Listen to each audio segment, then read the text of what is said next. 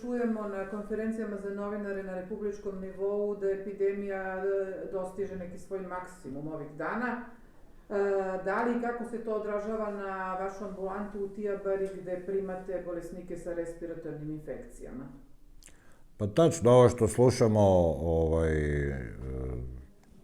od strane ovih naših medicinskih stručnjaka, pre svega epidemiologa, može da se zaključi da jednostavno sa ili bez našeg učešća epidemija ima svoj tok koji je trenutno u ovoj fazi u kojoj se nalazi, to je ta neka sredina ili kako je već oni nazivaju, nakon čega, odnosno posle te neke stagnacije u ovom delu epidemiološke krive se očekuje i smanjenje broja zaraženih i smanjenje broja smrtnih slučajeva, što neradno volimo da spomenemo, ali to su činjenice koje nas upućuju na takvo razmišljanje.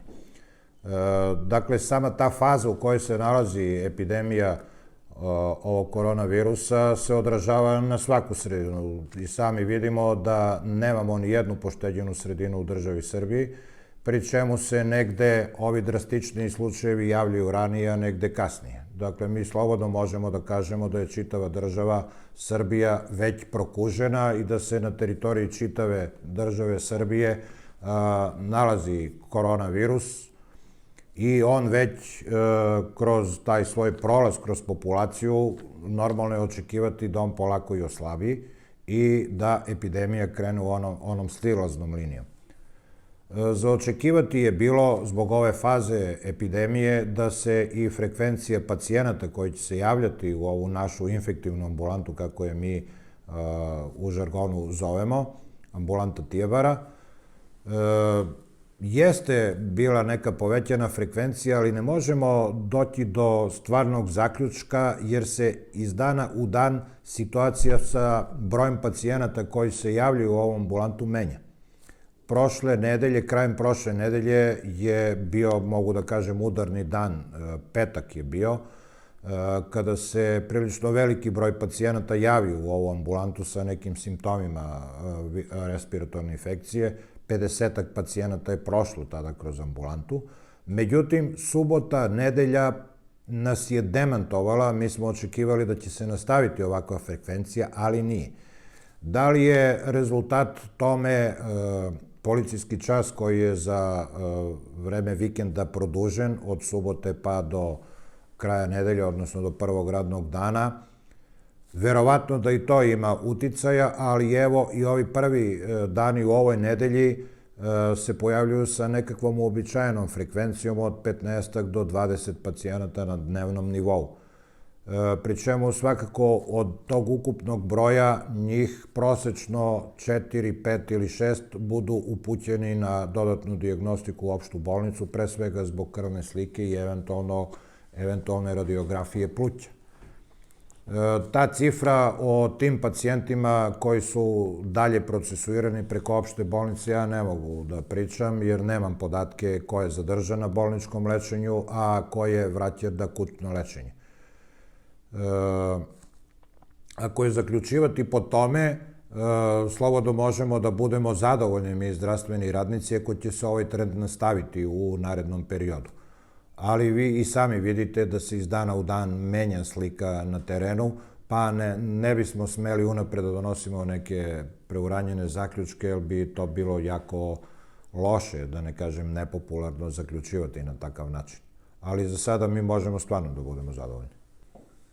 Razumljivo je što smo svi uplašeni, neki manje, neki više, i verovatno u tom strahu imamo neka očekivanja da će neko preduzeti nešto da se ova situacija što pre reši. Pa mislim da u tom smislu su i komentari vezani za testiranje. Očekuje se da će to testiranje nešto značajno promeniti, pa da li se kreće sa testiranjem u Pirotu i šta će u stvari testiranje promeniti? Izneću svoje lično mišljenje što se tiče dinamike i frekvencije testiranja. Možda naša javnost od tog testiranja očekuje nešto mnogo, Međutim, ono što je, zbog čega je značajno masovnije testiranje, to je čisto iz statističkih razloga da bi se moglo kasnije, kada se budu obrađivali podaci o ovoj epidemiji, moglo na adekvatan način da zaključuje. To s jedne strane. S druge strane, zašto je značajno testiranje u ovom trenutku ili u nekom trenutku ranije? Odgovorno ću reći da je to trebalo i ranije da bude, kako bi se blagovremeno oni pozitivni slučajevi izolovali i kako bi se prevenirala situacija daljeg širenja kontakata i prenošenja ovog virusa. Ali mi smo u obavezi da pratimo procedure koje dolaze sa republičkog nivoa i evo, konačno ćemo se izgleda i mi u Pirotu uključiti u ovo frekventnije testiranje koje su do sada jedino obavljali radnici Zavoda za javno zdravlje. Dom zdravlja Pirot je edukovao određen broj zdravstvenih radnika koji će obavljati ovo testiranje, odnosno uzimanje briseva od potencijalnih pacijenata. Obezbeđena je ovih dana i potrebna zaštitna oprema koja je neophodna za ove zdravstvene radnike koji stupaju u direktni kontakt sa potencijalno obolelim.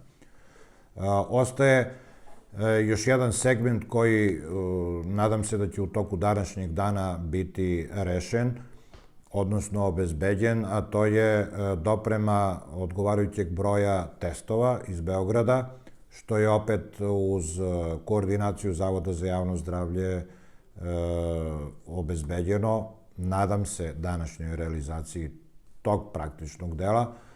Zavod za javno zdravlje je danas otišao prema referentnoj laboratoriji koja je određena za Pirotski okrug, to je Direkcija za nacionalne referentne laboratorije u Batajnici. Trebalo bi kod njih po nekom ranijem zaključku državnih organa da se u toj laboratoriji obavljaju i pregledi ovih testova, a da i oni obezbeđuju područne zavode za javno zdravlje, odnosno da obezbede dovoljan broj testova za određene okruge za koje su oni opredeljeni.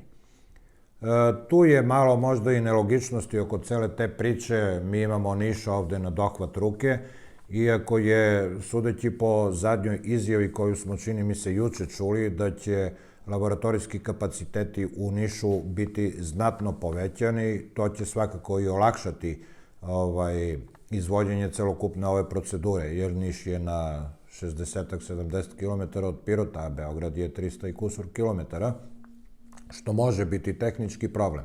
Dakle, mi smo, koliko od sutra, ukoliko se obezbedi i ovaj zadnji preduslov da dobijemo testove u toku današnjeg dana iz Beograda, naše ekipe će već od sutra po ustaljenoj proceduri i poštujući stručno-metodološko uputstvo koje definiše pacijente kojima će se uzimati briseve, mi ćemo već sutra ujutru pokrenuti i uzimanje testova u Domu zdravlja Pirot. Da li se u ovom trenutku zna koliko će moći ljudi dnevno da bude testirani? To sve zavisi od poseta koje ćemo mi imati u Tijemorskoj ambulanti.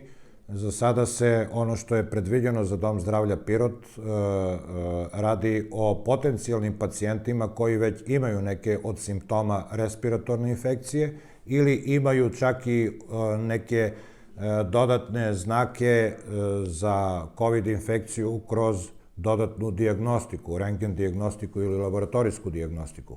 To su oni pacijenti koji ne zahtevaju bolničko lečenje, ali ipak imaju simptome koji upućuju na COVID infekciju, tako da će oni biti testirani na nivou Doma zdravlja, bit će upućivani u kućnu izolaciju do momenta dobijanja nalaza.